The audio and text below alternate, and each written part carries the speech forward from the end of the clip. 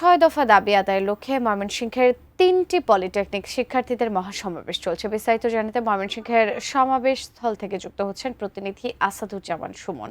আসাদ, আমাদেরকে সমাবেশ সম্পর্কে জানাবেন এবং শিক্ষার্থীদের দাবি দাওয়াগুলো কি কি? ধন্যবাদ আপনাকে।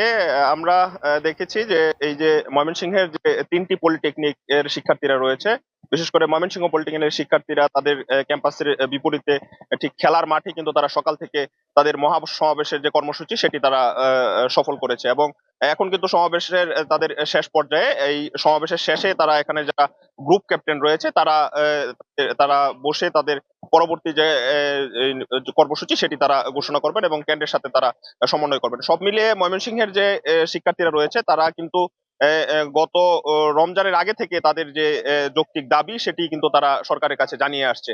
আমরা শিক্ষার্থীদের সাথে কথা হয়েছে, তারা আমাদেরকে জানিয়েছেন যে তাদের আজকে মোট 8 দিনের মতো তারা কিন্তু এই ক্যাম্পাস ছেড়ে তারা দাবি আদায়ের জন্য রাস্তায় নেমে এসেছে। তারা বলছেন যে তাদের যে দাবি সেটি যদি আদায় করা না হয় তাহলে কিন্তু তারা আরো কঠোর কর্মসূচি তারা ঘোষণা করবেন। তারা সারা বাংলাদেশ থেকে যে শিক্ষার্থীরা রয়েছে পলিটেকনিকের তারা ঢাকায় মহাসমাবেশ করবেন, ঢাকায় লং মার্চ করবেন।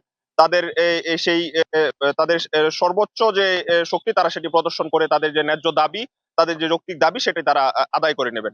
তো ময়মনসিংহ থেকে এই ছিল আমার কাছে পলিটেকনিক শিক্ষার্থীদের দাবি আন্দোলনের বিষয়ে সর্বশেষ।